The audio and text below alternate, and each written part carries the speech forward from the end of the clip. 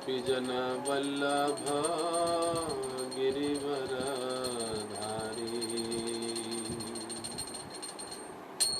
जय राधा माधव कुंज बिहारी। गोपीजन वल्लभ गिरिवरधारी। जय राधा माधव कुंज बिहारी। गोपीजन वल्लभ गिरिवरधारी। यशोदानंदन व्रज जनरंजन। यशोदानंदन व्रज जनरंजन। यमुना तीरवनचारी। यमुना तीरवनचारी। जय राधा माधव कुंज बिहारी। गोपीजन वल्लभ गिरिवरधारी। जय राधा माधव कुंज बिहारी। गोपीजन वल्लभ गिरिवरधारी। यशोदानंदन व्रज जनरंजन। यशोदानंदन व्रज जनरंजन। यमुना तीरवनचारी। हरे कृष्ण कृष्ण कृष्ण हरे हरे। हरे राम राम राम हरे हरे। हरे कृष्ण कृष्ण कृष्ण हरे हरे। हरे राम राम राम हरे हरे। हरे कृष्ण कृष्ण कृष्ण हरे हरे। हरे राम राम राम हरे हरे। हरे कृष्ण कृष्ण कृष्ण हरे हरे। हरे राम राम राम हरे हरे। हरे कृष्ण कृष्ण कृष्ण हरे हरे। हरे राम राम राम हरे हरे। जय राधा कुंज बिहारी। राधा कुंज बिहारी राधे। जय प्यारी राधा कुंज बिहारी राधे। जय गौरनिताय गौरनिताय गौरनिताय। जय गौरनिताय। जय जय प्रभुपाद प्रभुपाद प्रभुपाद। जय श्रील प्रभुपाद। जय जय गुरुदेव गुरुदेव गुरुदेव। जय श्रील गुरुदेव।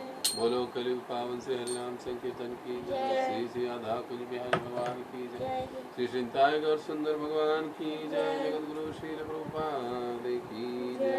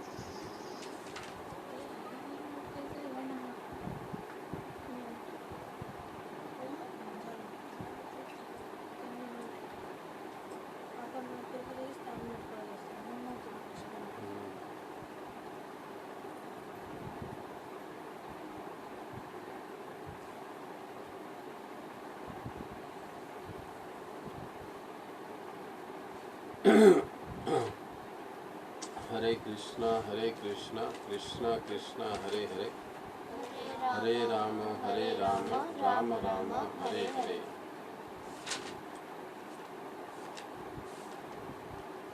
कुठं गेले बाकीचे?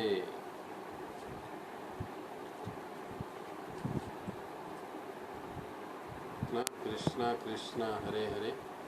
हरे राम राम राम हरे हरे। तो पिछले कुछ सप्ताह से श्रीमान राम कीर्तन प्रभु हमारे अलग अलग जो पूर्ववर्ती आचार्य हैं उनकी जीवनी या उनके जीवन चरित्र पर चर्चा कर रहे हैं। तो उसी सीरीज़ के अंतर्गत आज हम चर्चा करेंगे श्रील गोपाल भट्ट गोस्वामी इनके जीवन चरित्र पर। तो संक्षेप में हम चर्चा करेंगे। हम सभी भक्तों को पता होना चाहिए कि हमारे पूर्ववर्ती आचार्य कौन है, क्या है, उनका महत्व, उनका महात्म्य क्या है, तो ये हमको पता होना चाहिए। तो श्रील गोपाल भट्ट गोस्वामी जी के बारे में आज हम, उनके जीवन लीला के बारे में आज हम थोड़ा समझने का प्रयास करेंगे। दक्षिण भारत के तमिलनाडु प्रांत में जो कावेरी नदी है,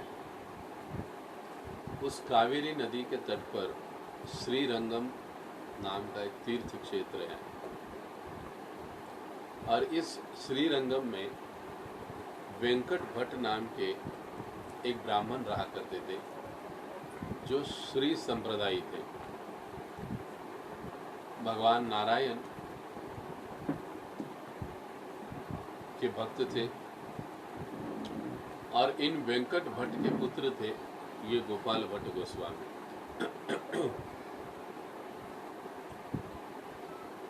इनकी विशेष कथा या जीवन चरित्र हमें मिलता है श्री चैतन्य चरितामृत में। ये उस समय की बात है जब श्री चैतन्य महाप्रभु दक्षिण भारत की यात्रा में निकले थे। उस समय चातुर्मास का समय चल रहा था उस समय। तो इस चातुर्मास के समय में 4 महीने श्री चैतन्य महाप्रभु इन वेंकट भट्ट के घर पर रुके थे। जब श्री चैतन्य महाप्रभु श्रीरंगम पहुंचे तो वहां पर उन्होंने भगवान का दर्शन किया, मतलब कावेरी स्नान किया, पहले रंगनाथ जी का दर्शन किया। और भगवान रंगनाथ जी के दर्शन में वो बड़े ही भाव विभोर हो गए और भाव विभोर होकर वहीं पर मंदिर में ही नृत्य करने लगे। श्री चैतन्य महाप्रभु के नृत्य को देखकर वहाँ के सभी लोग बड़े चकित हो गए कि अरे, ये तो एक सन्यासी है, लेकिन इस प्रकार से भगवत प्रेम में युक्त होकर ये नृत्य कर रहे हैं। सभी बड़े आश्चर्यचकित हो गए और आश्चर्य के बाद सभी लोग श्री चैतन्य महाप्रभु के साथ कीर्तन करने लगे, नृत्य करने लगे। और उनमें एक ये वेंकट भट्ट भी थे। तब उन्होंने श्री चैतन्य महाप्रभु का दर्शन किया, तभी वो समझ गए कि ये तो कोई बहुत बड़े महान संत लगते हैं।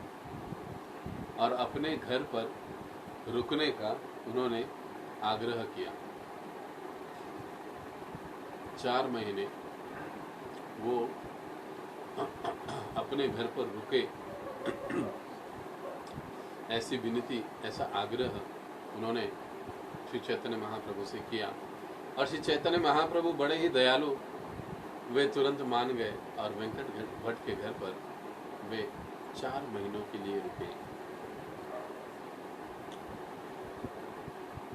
उस समय जब श्री चैतन्य महाप्रभु वेंकट भट्ट के घर गए, तब ये जो गोपाल भट्ट थे, उस समय तो गोस्वामी नहीं थे, उस समय वो 7 साल के बच्चे थे, गोपाल भट्ट। जब श्री चैतन्य महाप्रभु इनके घर में आए तो इनके सभी पारिवारिक सदस्यों ने श्री चैतन्य महाप्रभु का स्वागत किया, सत्कार किया, उनका चरण प्रक्षालन किया। और वो चरणोदक सभी परिवार ने प्राशन किया, उसमें ये गोपाल भट्ट भी थे। और हम सभी जानते हैं कि इस प्रकार से चरणोदक का बहुत बड़ा महात्म्य है। भक्त पद धूलि और भक्त पद जल, भक्त भुक्त उच्चिष्ट यही 3 महाबल।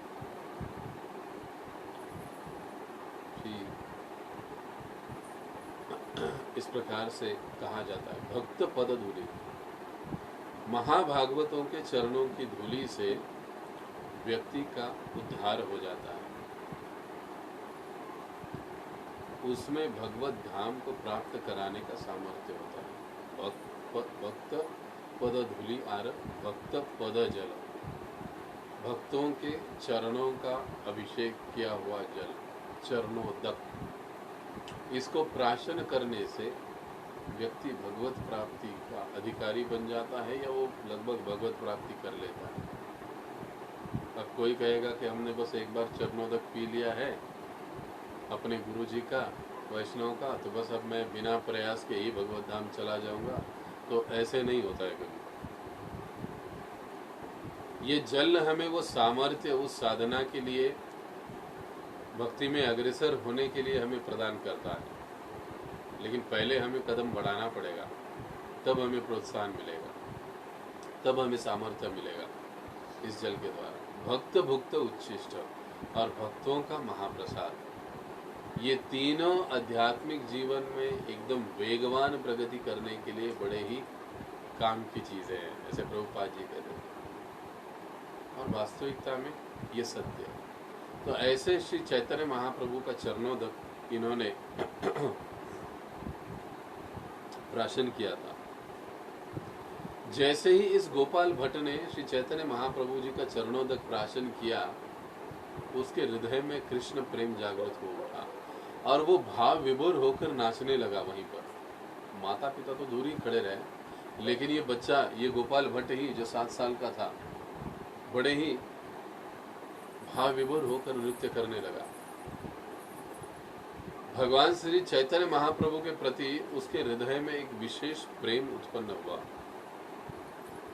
और कुछ ही समय में नृत्य करते करते वो अचेत होकर गिर पड़े गोपाल पर। और जब होश आया तब उन्होंने पाया कि श्री चैतन्य महाप्रभु उनके पास है। तब से उन्होंने एक क्षण के लिए भी श्री चैतन्य महाप्रभु के संग को नहीं छोड़ा।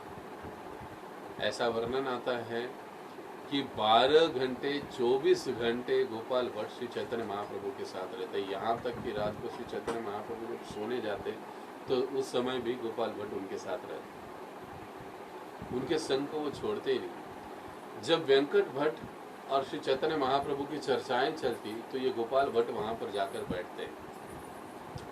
समझ में तो कुछ ज्यादा नहीं आता था, लेकिन फिर भी वो वहां पर जाकर बैठते थे, उनसे सुनते थे। और ऐसे दिन पे दिन बीतते गए। 4 महीने श्री चैतन्य महाप्रभु वहां पर रहे और दिन ब दिन गोपाल भट्ट के हृदय में श्री चैतन्य महाप्रभु के प्रति जो आसक्ति, प्रेम है, वो बढ़ता ही चला गया। अब अपने बेटे की ये स्थिति देखकर वेंकट भट्ट बड़े प्रसन्न थे। वो सोचने लगे कि मेरा ये जो बेटा है गोपाल भट्ट, इसकी आसक्ति भगवान में और कीर्तन में इतनी है, ऐसे लगता है कि इसी के कारण हमारा उद्धार होगा। वो बड़े प्रसन्न हो गए। इसलिए भागवत भी कहता है, महत सेवम द्वारम आहुर विमुक्ते। भक्तों की सेवा से भगवत भक्ति का द्वार या भगवत धाम का द्वार खुला हो जाता है। और यहाँ पर तो हम देखते हैं कि श्री चैतन्य महाप्रभु स्वयं भगवान है और वो भगवान ही भक्त के रूप में आए हैं। और ऐसे भक्त में या भगवान में हमारी आसक्ति हो जाए तो फिर क्या कहना, हमारे भाग्य ही खुल गए। इसलिए हमें श्री चैतन्य महाप्रभु के प्रति विशेष प्रेम विकसित करना, श्री नित्यानंद प्रभु जी के प्रति विशेष प्रेम विकसित करना, ये बड़ा अनिवार्य और महत्वपूर्ण है। वेंकट भट्ट इस सारी परिस्थिति से बड़े ही प्रसन्न थे। इससे हमें पता चलता है कि माता पिता को कैसे होना चाहिए। बच्चा जब आध्यात्मिक प्रगति करे तो उनको खुश होना चाहिए, दुखी नहीं होना चाहिए कि अरे अब इसका क्या होगा, कैसे होगा। तो ये वेंकट भट्ट जो थे वो बड़े ही प्रसन्न हुए। तो अब जब भी श्री चैतन्य महाप्रभु श्री रंगम में दर्शन के लिए जाते, गोपाल भट्ट उनके साथ जाते, कावेरी स्नान जाते, उनके साथ चले जाते। हर क्षण ये गोपाल भट्ट श्री चैतन्य महाप्रभु के सामने साथ रहते, और आहिस्ता आहिस्ता वो समय आ गया। 4 महीने पूर्ण हो रहे थे। तब विदाई का जब समय आया, तब श्री चैतन्य महाप्रभु ने इन गोपाल भट्ट को बड़ा ही विशेष आशीर्वाद प्रदान किया। उसके पहले एक प्रसंग आता है, मुझे याद आ रहा है कि एक बार इनके हृदय में, गोपाल भट्ट के हृदय में एक विशेष भावना आई। ये भावना ये थी कि श्री चैतन्य महाप्रभु को तो भगवान कहते हैं, वो तो साक्षात भगवान है, फिर भगवान ने सन्यास क्यों लिया? उनको सन्यास लेने की क्या जरूरत है? और श्री चैतन्य महाप्रभु ने, भगवान ने सन्यास लिया, ये सोचकर वो बेचारे छोटे गोपाल भट्ट बड़े उदास हो गए, और इसी विषय को सोचते सोचते बड़े ही दुखी मन के साथ वो सो गए। और उस दिन उनको एक स्वप्न आया। स्वप्न में उन्होंने देखा, क्या देखा? सारा नवद्वीप धाम उन्होंने स्वप्न में देखा, जहां पर श्री चैतन्य महाप्रभु प्रकट हुए थे। सारा दृश्य उन्होंने देखा, वहां पर नवद्वीप धाम को देखा। श्री चैतन्य महाप्रभु वहां पर है, नित्यानंद प्रभु है, अद्वैत आचार्य है, और ये तीनों संकीर्तन कर रहे हैं। ऐसे स्वप्न में देख रहा है। कौन देख रहे हैं? गोपाल भट्ट देख रहे हैं। और अद्वैत आचार्य आए और उनके कान में कुछ कहने लगे, कुछ बोलने लगे, और इतने में गोपाल भट्ट का स्वप्न जो है वो टूट गया। जैसे ही वो जग गए, सुबह सुबह प्रातः काल में सीधे उठकर वो श्री चैतन्य महाप्रभु के पास गए, और उन्होंने श्री चैतन्य महाप्रभु का चरण पकड़ लिया। और जैसे ही चरण पकड़ लिया और कुछ समय के बाद उठ गए, उठकर जब उन्होंने देखा तो अरे, ये तो चैतन्य महाप्रभु नहीं है, साक्षात भगवान श्री कृष्ण का दर्शन उन्हें प्राप्त हुआ। गोपाल भट्ट बड़े ही भाव विभोर हो गए। दूसरे ही क्षण उन्होंने देखा कि भगवान श्री कृष्ण पुनः अपने गेरुए वस्त्र में श्री चैतन्य महाप्रभु के रूप में सामने खड़े हैं। वही चैतन्य महाप्रभु वाला रूप उन्होंने गोपाल भट्ट को दिखाया।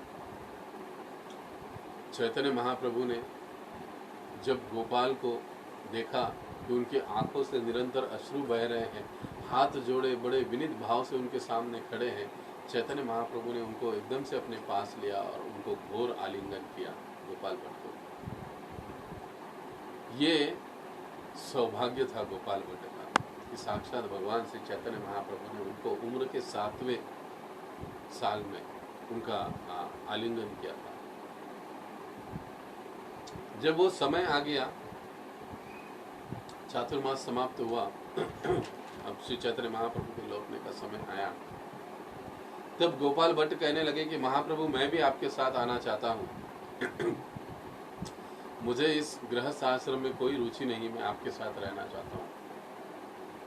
वेंकट भट्ट को एक ही पुत्र था, ये गोपाल भट्ट। वेंकट भट्ट और उनकी पत्नी दोनों अब काफी बूढ़े हो चुके थे, और ऐसी स्थिति में अगर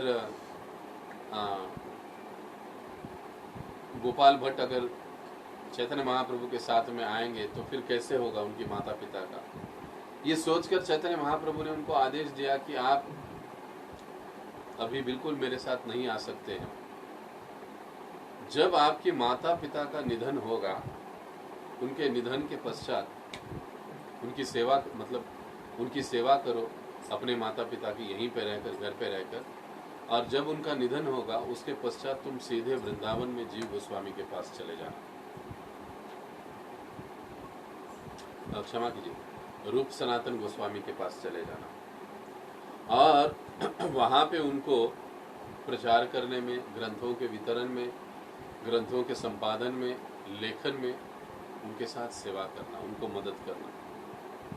देखो, उम्र के 7 साल में साक्षात श्री चैतन्य महाप्रभु जी के द्वारा उनको पूरे जीवन का सेवा कार्य मिल गया गोपाल भट्ट को, 7 साल की उम्र में। कितना बड़ा आदेश चैतन्य महाप्रभु ने उनको दिया। जब तक अपने माता पिता हैं उनकी सेवा करो और उनके निधन के पश्चात सीधा वृंदावन जाओ रूप सनातन गोस्वामी के पास और उनकी मदद करो। पूरे जीवन का लक्ष्य उनको मिल गया। एक समय वेंकट भट्ट और श्री चैतन्य महाप्रभु इनकी चर्चा चल रही थी। अब जैसे कि हम पहले ही बता चुके हैं कि ये जो वेंकट भट्ट है ये श्री संप्रदाय है, भगवान नारायण के भक्त हैं। तो ये भगवान नारायण को श्रेष्ठ मानते थे, माता लक्ष्मी को श्रेष्ठ मानते थे, राधा रानी को नहीं। लेकिन जब श्री चैतन्य महाप्रभु और वेंकट भट्ट इनकी चर्चा हुई तब महाप्रभु जी ने बड़े ही प्रेम के साथ उनके सारी शंका का खंडन कर दिया, प्रश्नों का उत्तर दे दिया और तब से वो समझ गए कि भगवान श्री कृष्ण ही पूर्ण पुरुषोत्तम भगवान है और वे भी कृष्ण के भक्त बन गए। वेंकट भट्ट के दो भाई थे, एक का नाम था तिरुमल भट्ट और दूसरे का नाम था प्रबोधानंद। दोनों चलकर आगे श्री चैतन्य महाप्रभु के अनुयायी भक्त बन गए और फिर चातुर्मास समाप्त होने के बाद चैतन्य महाप्रभु तो चले गए और कुछ समय के पश्चात ये जो गोपाल भट्ट हैं अपने ही जो प्रबोधानंद सरस्वती थे उनके शिष्य बने और उनसे सारा ज्ञान ग्रहण किया। गोपाल भट्ट वैसे बड़े ही विद्वान, चालाक थे, बुद्धिमान थे, बड़े ही सरलता से उन्होंने बहुत सारा ज्ञान अर्जित किया।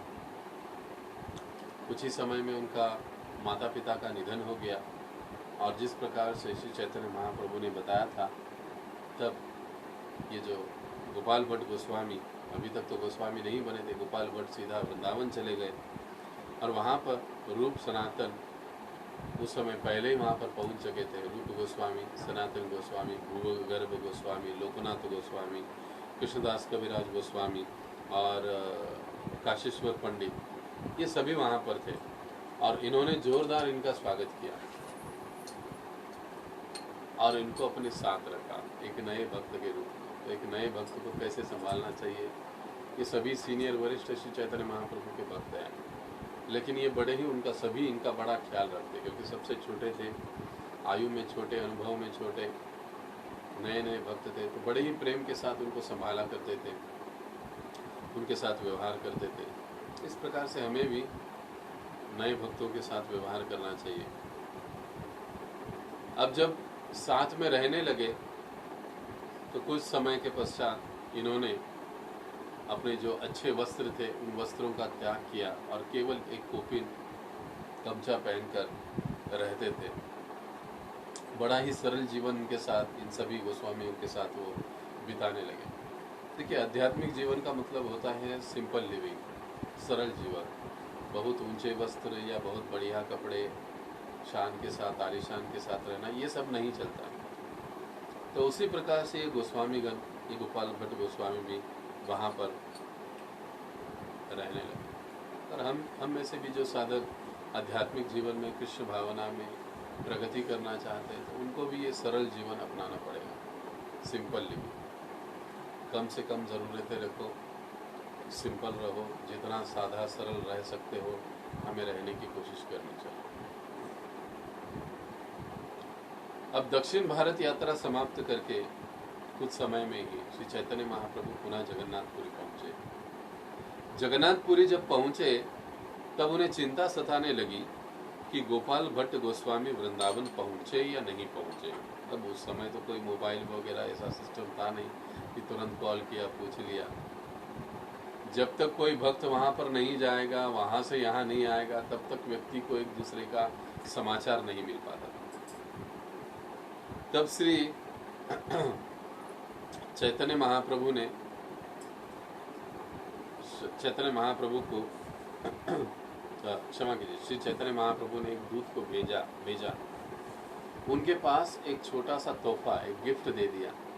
अब चैतन्य महाप्रभु क्या देंगे, वो तो सन्यासी है।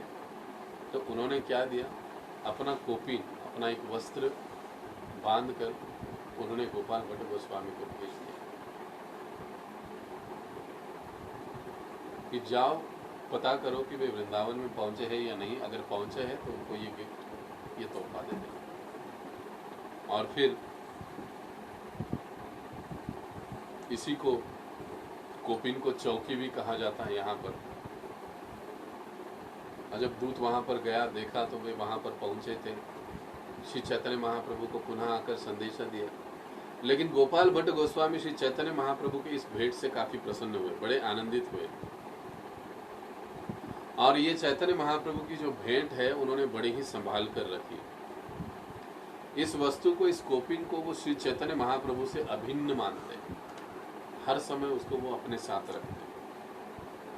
तदीया नाम समर्चनम, ये जो सिद्धांत है ये यहाँ पर लागू होता है।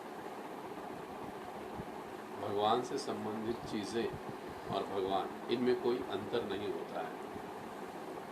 आगे चलकर इन्हीं गोपाल भट्ट गोस्वामी जी ने राधा रमन मंदिर का निर्माण किया। और आज भी ये चौकी, ये कोपिन हम राधा रमन मंदिर में देखते हैं, वहाँ पर वो पूजा जाता है। उस समय से चैतन्य महाप्रभु जी ने गोपाल भट्ट गोस्वामी जी को जो भेंट दिया था, वो भेंट आज भी हम राधा रमन मंदिर में देख सकते हैं। गोपाल भट्ट गोस्वामी अक्सर अपने साथ वाले भक्तों को श्री रंगम की बड़ी मधुर मधुर लीलाएं सुनाया करते थे। एक बार गोपाल भट्ट गोस्वामी जो है वो नेपाल चले गए। उस समय सारा भारत एक ही था, नेपाल भी भारत का ही हिस्सा, अंग था। नेपाल में जो गंडकी नदी है उसमें वो स्नान करने लगे। जब वो स्नान करने लगे तो स्नान करने के लिए अपना कमंडलू जब उन्होंने जल में डाला तो जब बाहर निकाला उन्होंने देखा कि इसमें एक साथ 12 शालिग्राम शिलाएं आ गई। तो उन्होंने वो कमंडलू फिर उंडेल दिया जल में, फिर से वो कमंडलू डाला, पानी लिया, क्योंकि वे तो सन्यासी थे, ये शालिग्राम लेकर उसका पूजा अर्चना कहाँ करेंगे। पेड़ के नीचे रहने वाले, ये ऋषि जैसे जीवन जीने वाले थे, कोई आश्रम नहीं, कोई कुटी नहीं, तो उनका पूजन कहाँ करेंगे। ये सोचकर वो शालिग्राम नहीं ले रहे थे। तो उन्होंने वो पहली बार उंडेल दिया, दूसरी बार उस कमंडलू को डाला, दूसरी बार पुनः वही 12 शालिग्राम उनके कमंडलू में आ गए। अब गोपाल भट्ट गोस्वामी सोचने लगे कि ये जरूर भगवान की कोई इच्छा है। उन्होंने वो सारे शालिग्राम लिए और अपने वस्त्र में पिरोए और गले में पहन लिया। कहाँ पर रखे? पहले कोई ऐसा कुर्ता नहीं था, कुर्ते को जेबें होती है। पहले के साधुओं के कुर्तों को जेबें नहीं हुआ करती थी, क्योंकि उनको जेबें भरने का कोई सवाल ही पैदा नहीं होता था। आजकल के साधुओं को कुर्ते साधुओं के कुर्तों को जेबें होती है, तो वहाँ पर वो तो वैसे कुछ था नहीं। तो उन्होंने एक वस्त्र में उसको पिरोया और वो गले में पहनकर घूमते, जहाँ पर उनको अच्छा स्थान मिलता वहीं पर उनकी पूजा अर्चना करते, उसको भोग चढ़ाते और फिर पुनः उसको गले में लटका कर पूरा दिन भर अपने अलग अलग सेवाओं में यहाँ वहाँ वो घूमते आते जाते रहते। तो अब एक समय की बात है कि वृंदावन में उस समय एक व्यापारी आ गए। ये वापस नेपाल से वृंदावन आ गए। तो वृंदावन में आने के बाद शालिग्राम की पूजा, उनकी आराधना उनकी चालू रही। तो एक व्यापारी वृंदावन में आया, और व्यापारी जब वृंदावन में आया तो उन्होंने गोपाल भट्ट गोस्वामी का नाम सुना था। तो वो आने के साथ सीधा उन्होंने प्रणाम किया और उनको बड़ी मूल्यवान चीज़ें भेंट दी। हीरे, मोती, मानिक, सोना आदि बहुत कुछ उन्होंने भेंट दे दिया और धन दे दिया। गोपाल भट्ट गोस्वामी ने ये सारे धन को स्वीकार कर लिया और इतनी मूल्यवान चीजें हैं। अब उन्होंने स्वीकार किया, वो सोचने लगे मैंने धन तो स्वीकार किया, लेकिन इस धन का मैं करूंगा क्या? मेरे पास जो विग्रह है वो तो शालिग्राम है। अब ये सारे जो हीरे मोती जो है, मैं ना ही तो भगवान का श्रृंगार करता हूँ, शालिग्राम का कैसे श्रृंगार करेंगे? तो वो मन ही मन में ये सारी बातें सोचने लगे। मैंने उसकी सेवा के रूप में तो स्वीकार किया, लेकिन अब इसका करूँगा क्या? मेरे पास तो भगवान ऐसे नहीं है, मेरे पास तो शालिग्राम है। ये सोचते हुए रात को वो सो गए। अपने गले से शालिग्राम उठाकर पास ही में रखे हुए थे। दूसरे दिन सुबह जब उठे तब उन्होंने देखा कि बड़ी ही सुंदर भगवान श्री कृष्ण के विग्रह वहां पर है, जहां पर उन्होंने शालिग्राम शिलाएं रखी। 12 शालिग्राम शिला की 12 इंची भगवान की मूर्ति वहां पर बनकर खड़ी थी। उनको बड़ा आश्चर्य हुआ और तुरंत वो वहां से भागे और सभी गोस्वामियों को बुलाया, लोकनाथ गोस्वामी और रूप गोस्वामी, सनातन गोस्वामी, सभी को बुलाया। उन्होंने बताया देखो ऐसी ऐसी बात हुई, मैंने रात को शालिग्राम शिला रखी थी और सुबह उठकर देखता हूँ तो यहाँ पर ऐसे। तो सनातन गोस्वामी ने ठीक से पूछा कि विस्तार से बता हुआ क्या था। कहे कल की बात ऐसी ऐसी, कोई व्यापारी आया और मुझे इतना सारा धन वो देकर चला गया। मैं नहीं लेना चाहता था लेकिन उसका बहुत आग्रह था, वो कह रहा था यहाँ पर धाम की सेवा में लगा हुआ ऐसे वैसे, तो मैंने ले लिया। लेकिन मैं रात में सोच रहा था कि मेरे पास तो शालिग्राम शिला है, इतने मूल्यवान रत्नों का मैं क्या करूँगा। अगर मेरे पास श्री भगवान का विग्रह होता तो मैं उनकी श्रृंगार सेवा में इसका कुछ उपयोग कर पाता। ये सोचकर मैं सो गया। सवेरे उठकर देखा तो यहाँ पर ये भगवान की विग्रह है। तब सनातन गोस्वामी समझ गए कि यही शालिग्राम शिला अब यहाँ पर भगवान श्री कृष्ण के रूप में सेवा लेना चाहते हैं गोपाल भट्ट गोस्वामी जी से। और यही वो श्री श्री राधा रमण जी। आज भी वृंदावन के 7 मंदिरों में से एक मंदिर, महत्वपूर्ण मंदिर है। आज भी हम वृंदावन में इस मंदिर को देखते हैं। एकमात्र मंदिर है जहाँ पर राधा रानी नहीं, अकेले कृष्ण जी हैं। लेकिन ये जो कोपिन रखा जाता है ना, जो चौकी रखी जाती है उनके बाजू में, देखते हैं हम लोग, ये चौकी श्रीमती राधा रानी का प्रतीक है। श्री चैतन्य महाप्रभु राधा भावेर, राधा के भाव में प्रकट हुए हैं, स्वयं राधा रानी है। तो उस रूप में वहां पर उनका पूजन होता है राधा रानी का। तो फिर आगे चलकर बहुत सुंदर राधा रमण जी के लिए मंदिर बनाया गया, उनका नामकरण हुआ, राधा रमण जी मंदिर बनाया गया, वहाँ पर स्थापना हुई। और सभी जगह कृष्ण के साथ राधा रानी है, लेकिन यहाँ पर नहीं, अकेले भगवान प्रकट हुए जैसे हमने कहा। और वो चौकी के रूप में वहाँ पर श्रीमती राधा रानी की पूजा होती है, या कई स्थानों पर मुकुट रखा जाता है और उसका पूजन होता है। तो चैतन्य महाप्रभु कहते हैं, बताते हैं कि जो सारा वैदिक ज्ञान है वो 3 कदमों में या 3 स्तरों में प्राप्त होता है। सबसे पहला जिसे कहते हैं संबंध ज्ञान, मैं कौन हूँ, भगवान कौन है, और मैं भगवान के साथ अपने संबंध को कैसे स्थापित कर सकता हूँ। ये जो सारे प्रश्न हैं और इन प्रश्न के निवारण के लिए जो जवाब दिए जाते हैं, उस ज्ञान को संबंध ज्ञान कहा जाता है। और इस ज्ञान के जो आचार्य है वो सनातन गोस्वामी। सनातन गोस्वामी जी के माध्यम से हमें ये सारा ज्ञान, उनकी कृपा से ये सारा ज्ञान हमें अर्जित होता है, मिलता है। और सनातन गोस्वामी के जो आराध्य विग्रह है वो है श्री श्री राधा मदन मोहन। और श्री श्री राधा मदन मोहन के विग्रहों की, यानी भगवान की एक विशेषता है इन भगवान की, क्या, उनके चरण कमल बड़े ही सुंदर हैं। पूरे दुनिया में आप जाइए, क्षमा कीजिए, मदन मोहन जी के जो चरण हैं उनसे सुंदर चरण और किसी के नहीं है, किसी भगवान के नहीं। अलग अलग विग्रह जो है भगवान उनके नहीं है, तो इनके चरण कमल बड़े सुंदर। अब जो सारा वैदिक ज्ञान है, ये पहला कदम, पहला स्तर। दूसरा स्तर है अभिधेय ज्ञान।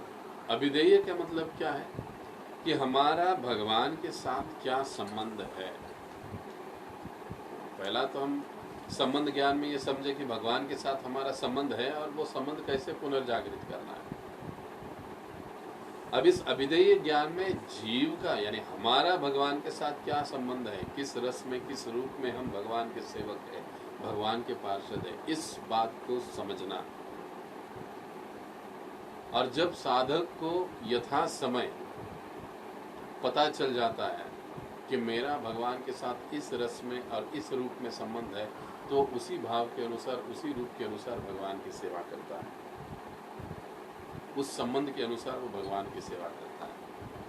और इस ज्ञान के जो आचार्य है अभिधेय ज्ञान के, वो है रूप गोस्वामी।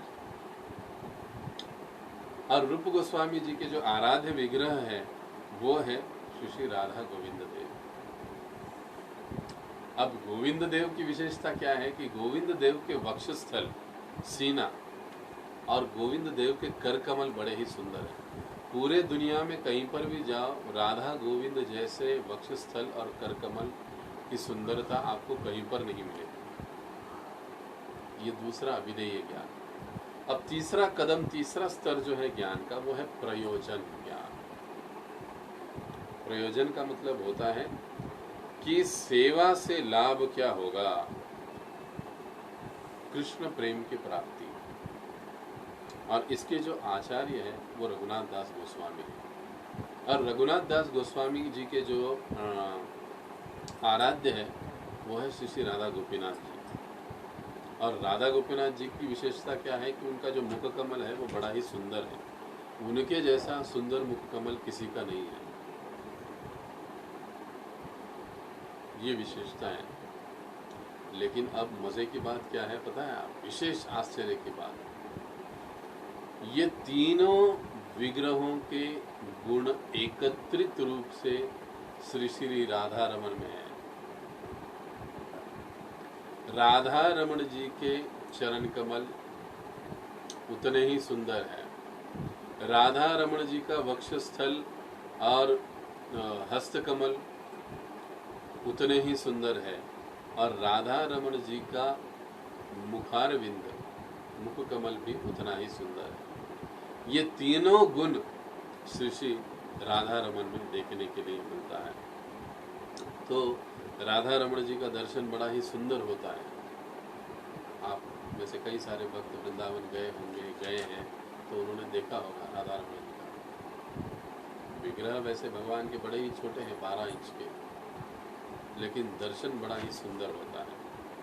450 साल पहले जब मुगल राजा वृंदावन पर आक्रमण किया करते थे तो कई सारे मंदिरों को वो तोड़ा करते थे, विग्रहों को तोड़ते थे या ले जाते थे।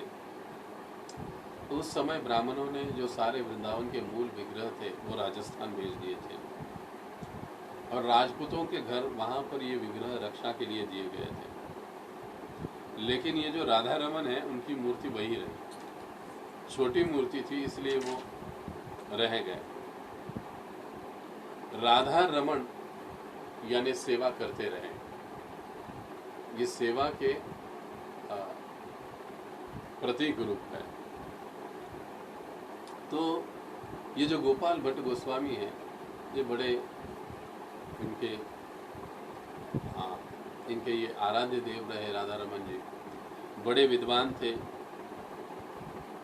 कई सारे ग्रंथों की इन्होंने रचना की। षड संदर्भ, हरिभक्ति विलास का संपादन इन्होंने किया गोपाल भट्ट गोस्वामी जी ने। सनातन गोस्वामी द्वारा जो लिखा गया था उसका संपादन इन्होंने किया था गोपाल भट्ट गोस्वामी जी ने। तो उसी समय जब गोपाल भट्ट गोस्वामी वृंदावन में थे तब एक भक्त वहाँ पर आए जिनका नाम था श्रीवास, और आगे चलकर यही श्रीनिवास आचार्य बने। और उनको चैतन्य महाप्रभु का आदेश था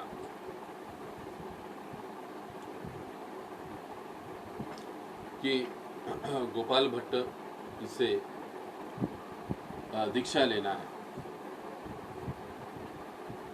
तो गोपाल भट्ट गोस्वामी राधा रमन जी के सामने उनको ले जाते और कहते हैं कि आज से ये आपका है। और फिर एक दिन उनको दीक्षा भी दी और उनको जीव गोस्वामी के पास भेज दिया श्रीमद् भागवत सीखने के लिए। श्रीनिवास आचार्य, श्यामानंद पंडित उस समय वहीं पर थे, श्रीनिवास वहाँ पर गए थे, नरोत्तम दास वहीं पर थे, और ये तीनों उस समय के काफ़ी घनिष्ठ मित्र बन गए और एक साथ रहकर भागवत का अध्ययन किया करते थे, ग्रंथों का वितरण किया करते थे तीनों भी। तो कई जो भक्त हैं गोपाल भट्ट गोस्वामी जी के पास आए। और भी एक भक्त थे जिनका नाम था गोपीनाथ पुजारी, वे ब्रह्मचारी रहे। उनके भाई थे दामोदर दास, उनको दीक्षा दी, वे गृहस्थ बन गए। और वे ही आगे चलकर राधा रमन के सेवा के उत्तराधिकारी बने। तो ये गोपाल भट्ट गोस्वामी बड़े ही नम्र सहनशील स्वभाव के थे, बड़े ही विद्वान थे। मंदिर का व्यवस्थापन उन्होंने बड़े ही सुंदरता से चलाया। राधा रमन मंदिर की एक विशेषता है कि इस मंदिर में आज तक कभी चोरी हुई नहीं, पहली बात। दूसरी बात, भगवान का जो श्रृंगार होता है, भगवान का जो श्रृंगार होता है, तो श्रृंगार के लिए भगवान की जो वस्तुएं हैं, वो वस्तुएं जब भी पुजारी को लेनी होती है तो आज भी उनको वहां पर सिग्नेचर करना पड़ता है, और सिग्नेचर करके हस्ताक्षर करके वो चीज़ें लेनी है, क्या लिया कितना लिया लिखना पड़ता है, और रखते समय पुनः सिग्नेचर करके क्या लिया कितना लिया वो सब लिखना पड़ता है। आज तक वो सारा रिकॉर्ड वहाँ पर मेंटेन किया जाता है। 3 चाबियां हैं भगवान के श्रृंगार करने का, जो भी संदूक है वहाँ पर जो भी साधन रखा जाता है उसकी, और गहने निकालने हो तो वो सारा हस्ताक्षर वगैरह ये प्रोसेस है, ये गोपाल भट्ट गोस्वामी जी ने चालू की, और आज भी वो सारी पद्धति चालू है। तो वृंदावन में 1585 में गोपाल भट्ट गोस्वामी जी ने समाधि ग्रहण करी। आज भी वृंदावन में उनकी समाधि है। हम भक्त लोग जब वृंदावन में जाते हैं तो उनकी समाधि पर अवश्य दर्शन के लिए जाते हैं। भगवान अपने पार्षदों को साथ ले आते हैं और साथ ले भी जाते हैं। गोलोक धाम में गोपाल भट्ट गोस्वामी अनंग मंजिरी के रूप में भगवान की सेवा करती है। तो ऐसे गोपाल भट्ट गोस्वामी जी के चरणों में हमको प्रार्थना करनी चाहिए कि वे भी हमें आध्यात्मिक जीवन में प्रगति हेतु अपना आशीर्वाद प्रदान करें। तो इस प्रकार से आज हमने संक्षेप में गोपाल भट्ट गोस्वामी जी के जीवनी पर चर्चा करी। तो यहाँ पर हम रुकेंगे। बहुत बहुत धन्यवाद। हरे कृष्णा। जगत गुरु श्रील प्रभुपाद की